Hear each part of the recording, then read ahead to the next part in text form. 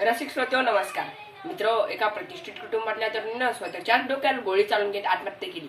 ही बातमी सर्वदूर पसरली आणि जेव्हा या सर्व प्रकरणाची शहानिशा सुरू झाली तेव्हा सत्यता अशी समोर आली की ती तरुणी व्हॉट्सअपवर आपल्या प्रियकरासोबत चॅटिंग करण्यात एवढा मानसिक स्वास्थ्य आणून घेत बसली की आपल्याकडे असलेली बंदूक आपल्या डोक्यावर लावून सेल्फी काढून ती प्रियकराला पाठवण्याच्या नादात तिच्या हातून मोबाईल ऐवजी बंदुकीचं बटन कधी दाबलं आणि तिच्या मेंदूचा चिंदा कधी झाला हे तिलाच कळालं नाही. हा झाला प्रसंग क्रमांक 1.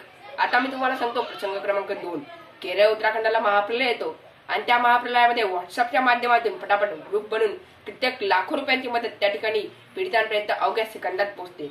मित्रांनो, या दोघही प्रसंगांवरून आणि अशाच काही घटनांवरून या व्यासपीठाला विषय मिळतो तो म्हणजे मोबाईल शाप की वरदान. नमस्कार, मी प्रशांत चिंतामण बेले, इयत्ता 10वी. आज या विषयावर माझे मत मांडण्यासाठी येथे उपस्थित झालेले आहे. मित्रांनो, ज्या गोष्टीने संपूर्ण जगाला वेगाळण्याची कला दिली, जिने तासांचे काम सेकंदात केले, जिने लॉकडाऊन मध्ये भारताच्या शिक्षण क्षेत्राला हातभार दिला, एकमेकांची जुळवून ठेवले, अनेक सोयीसुविधा उपलब्ध करून दिल्या, वेळेप्रसंगी आपली शाळाही त्याच्यातच भरली, जेव्हा ज्या विषयाची माहिती पाहिजे त्या विषयाची माहिती आपल्याला उपलब्ध करून दिली, अशी गोष्ट, अशी वस्तू कधी शाप असूच शकत नाही. ती समाजाला मिळालेली सगळ्यात मोठी देणगी आहे, सगळ्यात मोठे वरदान आहे. पण मित्रांनो, माणूस हा असा प्राणी आहे जो दुधालाही जहर बनवेल आणि प्रश्न विचारेल, दूध अमृत की विष. तसंच काही मानवाने मोबाईलचे करून ठेवले आहे. मोबाईलचा अतिवापर तो स्वतः करतो आणि सगळ्यांना सांगतो काय, या मोबाईलमुळे मला चष्मा लागला. हा कुठला न्याय म्हणावा? मित्रांनो, ज्यावेळी नवीन तंत्रज्ञान निर्माण होत असते तेव्हा ते फक्त आणि फक्त मानवी सुखसोयी या दृष्टीनेच उदयास येत असते. मानवाचे कल्याण साधणे हाच एकमेव हेतू त्या तंत्रज्ञानामागे असतो. मोबाईल सुद्धा हे एक विकसित स्वरूपाचे तंत्रज्ञान आहे, तर ते शाप कसे असू शकते? आणि मोबाईलचा शोध लावणाऱ्या त्या महान शास्त्रज्ञाला, ज्याचे नाव मार्टिन कूपर हे होते, त्या 3 एप्रिल 1973 या जगाला मोबाईल नावाचे शस्त्र देताना विचारही केला नसेल की कधी काही लोक आपण तयार केलेल्या या यंत्राला शापही बनतील. खरं जर पाहायला गेलं मित्रांनो, तर कोणतेही साधन हे शाप अथवा वरदान असू शकत नाही. त्याला हाताळणारे हात ठरवत असतात की याला आपण शाप म्हणावं की वरदान.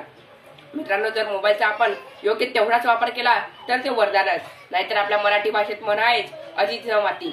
म्हणजे कोणत्याही गोष्टीचा अतिरेक हा वाईटच असतो. याचा अर्थ असा नाही ती गोष्ट वाईट आहे. हे मी तुम्हाला एका उदाहरणावरून स्पष्ट करतो. आता बंदुकीचंच पाहा ना. बंदूक जर एखाद्या आतंकवादीच्या हातात असली तर वाईट होणारच आहे. त्यात त्या बंदुकीचा दोष नाही, कारण तीच बंदूक जर एखाद्या पोलिसाच्या, सैनिकाच्या हातात असली तर ती वेगळीच भूमिका बजावते.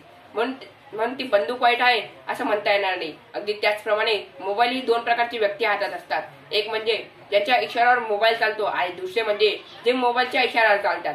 यात आपल्याला कोणत्या श्रेणीत यायचं आहे हे आपल्या हातात असतं. मित्रांनो, आजच्या या आधुनिक युगात तर माझ्यासारख्या मुलांना खूप काही शिकायला मिळतंय या छोट्याशा मोबाईलवर. आज शिक्षक मोबाईलवर, युट्यूबवर अत्यंत उत्कृष्ट दर्जाचे व्हिडिओ टाकतात, जेणेकरून मुलांना अभ्यास करता येईल आणि तेही विनामूल्य. एवढंच नव्हे तर previous year question paper, question bank यासारखे स्टडी मटेरियल ही मोबाईलवर उपलब्ध आहे. काही मुले याचा पुरेपूर फायदा उचलतात, पण काही मुले या मोबाईलवर गेम डाउनलोड करून दिवसभर गेम्स खेळत असतात आणि एक दिवसही त्यांना मोबाईल मिळाला नाही तर ते अस्वस्थ होतात. मित्रांनो, आज मला एक गोष्ट तुम्हाला सांगायची वाटते की जर तुम्हाला चांगली सवय लावायची आहे तर मेहनत करावी लागते, पण ती जर वाईट सवय लावायची आहे तर फक्त चांगली सवय सोडून द्या. वाईट सवय ऑटोमॅटिक लागते. म्हणजे जर तुम्हाला साक्षर व्हायचं आहे तर शाळेत जाणं गरजेचं आहे, पण तेच जर निरक्षर व्हायचं आहे तर फक्त शाळा सोडून द्या. त्यासाठी वेगळे कॉलेज नाही जावे लागत. एवढं सगळं सांगण्यामागचे तात्पर्य एवढंच की जसं मोबाईलवर free fire, call of duty, PUBG यासारखे गेम्स आहेत, अगदी त्याचप्रमाणे मोबाईलवर बायजूस, अनअकॅडमी, वेदांतू यासारख्या ऍप्स आहेत. आपल्या मुलांना त्यांची सवय लावा. मग बघा मोबाईल शाप ठरते की वरदान. मित्रांनो, शेवटी एकच सांगतो, मोबाईल हा पैशाप्रमाणे आहे. त्याचा जर आपण योग्य वापर केला तर श्रीमंत, आणि जर त्याच पैशांचा माज जर चालला तर गरिबी. म्हणून सांगतो, मोबाईल हा योग्य तेवढाच वापरा, कारण समाजाला मिळालेले वरदान आहे. याला शाप म्हणून चालणार नाही. असो, बोलण्यासारखं भरपूर आहे, बोलणारे देखील भरपूर आहेत, परंतु काळाच्या आणि वेळेच्या जाळ्यात प्रत्येक जण अडकलेला असतो आणि यातून मी तरी कसं सुटणार. म्हणून वेळेचे आणि काळाचे भान ठेवतो आणि जाता एवढंच सांगतो की आज एक बात कहूंगा सही सही, की आज एक बात कहूंगा सही सही, मोबाइल हमें कंट्रोल करे, अरे मोबाइल हमें कंट्रोल करे, इतने गेर गुजरे हम नहीं, इतने गेर गुजरे हम नहीं. धन्यवाद.